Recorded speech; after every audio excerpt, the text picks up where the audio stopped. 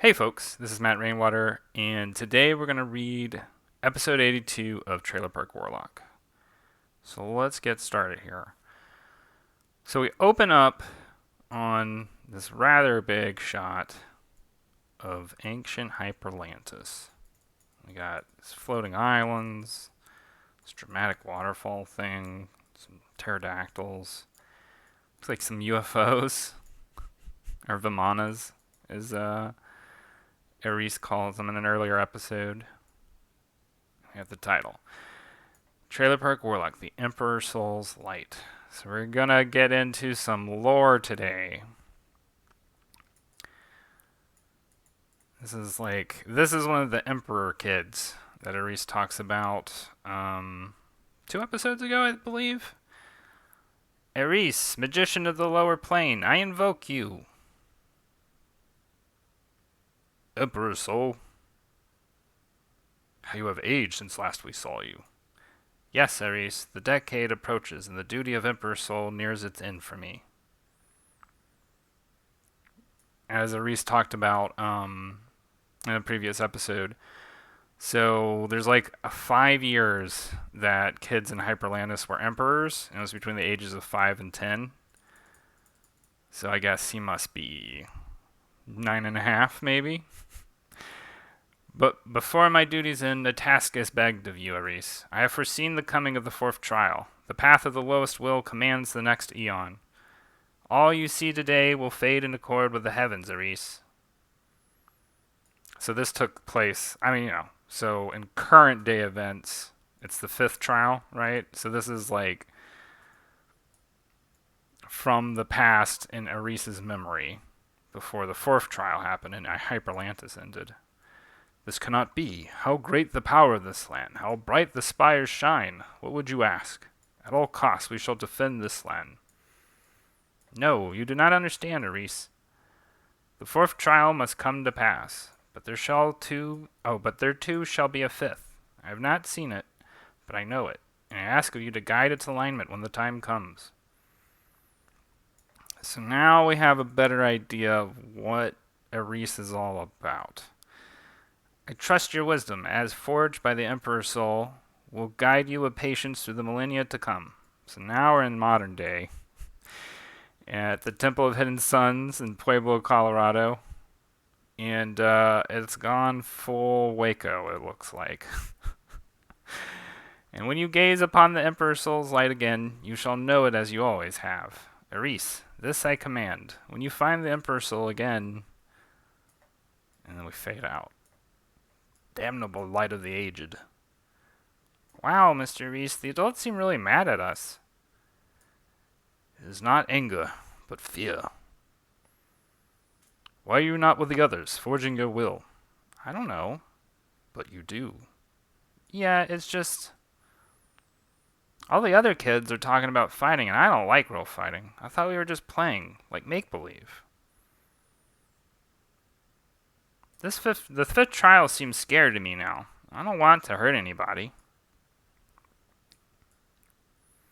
Why can't it just be a game for everybody? And so, not just a mere coincidence that we have all this light coming in from the helicopter outside to illuminate. This character's name's Candace, by the way. I don't know if I feel like it's been made clear in a couple of other episodes. But there's so many characters it's hard to keep track of, right? So, I'd understand if you can't remember.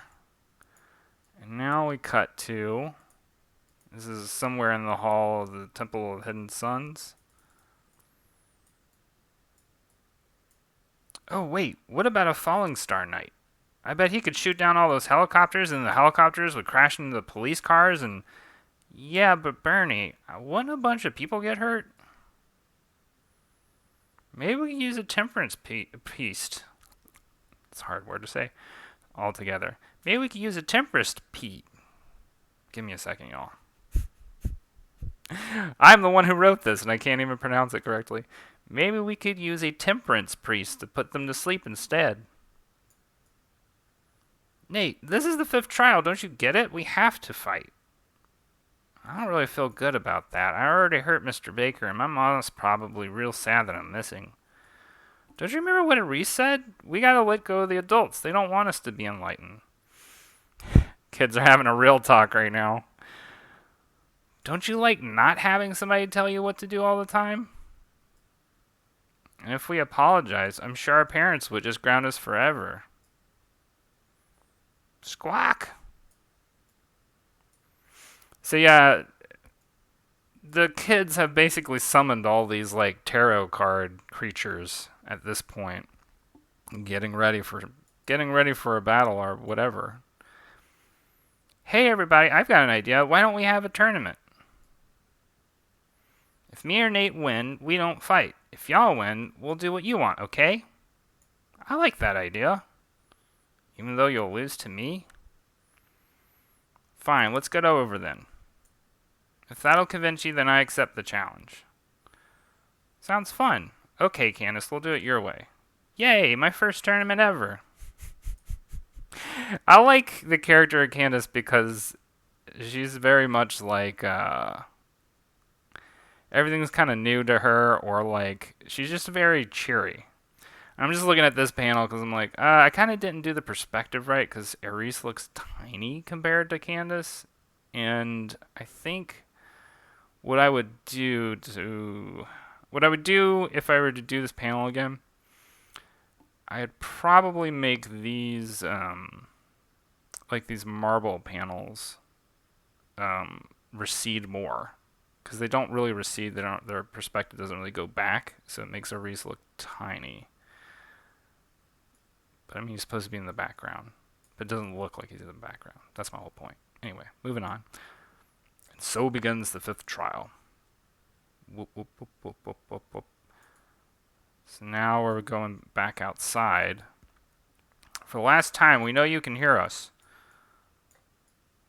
Put down your weapon and put your hands up where we can see them. If you will not comply, we'll use violent force if necessary. You have from the count of 5.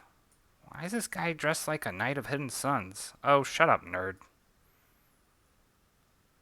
5, 4, 3, 2, 1. Do what you need to do. Now we pull back. Darla's watching all this. Blam, blam, kablam, kapow. There's a lot of this. There's a lot of gunfire for the next couple of panels, so just imagine with me, if you will. This didn't work the first damn time. Why are they trying it again? This is, by the way, my favorite panel of the episode, is just Darla eating a banana while gunfire blazes in the background. Whoa, Jake? Blam, kabang, bang, pow, blam. So this Knight of Hidden Suns is repelling the gunfire with magic. We're just going to say that's an unpronounceable sigil. We could say, okay, if you want to imagine with me, it sounds like 5 words, and the words sound like circle and triangles, whatever that means. And then he turns the police into pigeons. Except for that one for some reason. Poof.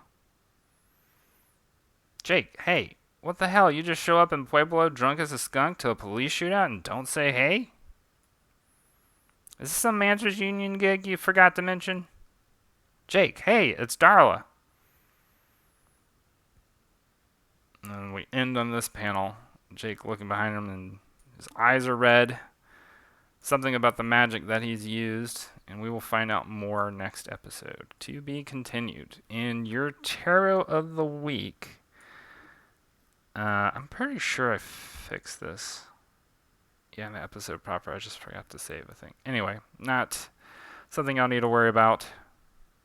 The way I had laid this out was all wrong. The tarot. Anyway. So yeah, Knight of Swords is your tarot of the week. And, let me see if I can remember what the Knight of Swords. I have a really hard time, with tarot cards, remembering what